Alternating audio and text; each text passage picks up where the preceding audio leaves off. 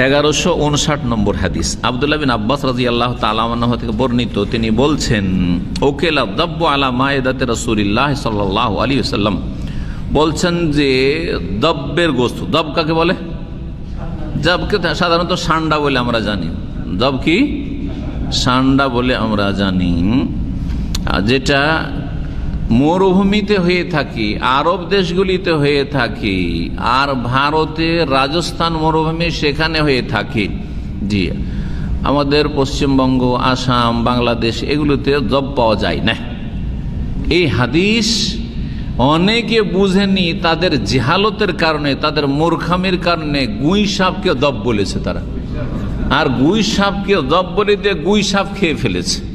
ওই রকমই এক কাঠমোল্লা, মানে আলেম নয়, সে মুন্সি টাইপের, আমাদের অঞ্চলে মুন্সি বলে না হয় মোল্লা বলে, কারাকে যারা কোরআন পড়ার পরে 2-4 হরফ পড়েছে, হয়তো একটু উর্দু ফার্সি জানে, সামান্য 2-4 অক্ষর পড়েছে, হ্যাঁ, ওদের কাছে না এলেম আছে না বাহাদুরি কম আছে।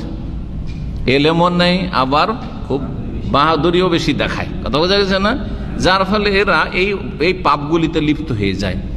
তো একজন এইরকমই মোল্লাজি আছে, আল্লাহ হেদায়েত করে ওকে, ওই ব্যক্তি অনেক গুই সাপ খেয়েছে। জি, আমাদের পশ্চিম দিনাজপুরের একজন ওইরকম আছে, আল্লাহ হেদায়েত করে, যে অনেক গুই সাপ নাকি খেয়েছে শুনেছি। জি, আউযুবিল্লাহ।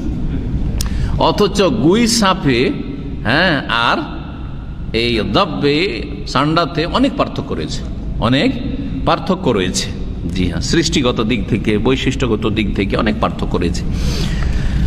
রাসূলুল্লাহ সাল্লাল্লাহু আলাইহি ওয়াসাল্লামের দস্তরখানে দব খাওয়া হয়েছে, অর্থাৎ রাসূলুল্লাহ সাল্লাল্লাহু আলাইহি ওয়াসাল্লামের সামনে দস্তরখান বিছানো হয়েছে খাওয়ার জন্য। হ্যাঁ, খেতে বসছেন সাহাবীরা, নবী সাল্লাল্লাহু আলাইহি ওয়াসাল্লাম বসেছেন, সবাই দব সান্ডা খাচ্ছেন, দব খাচ্ছেন, রাসূলুল্লাহ সাল্লাল্লাহু আলাইহি ওয়াসাল্লাম নিজে খাননি।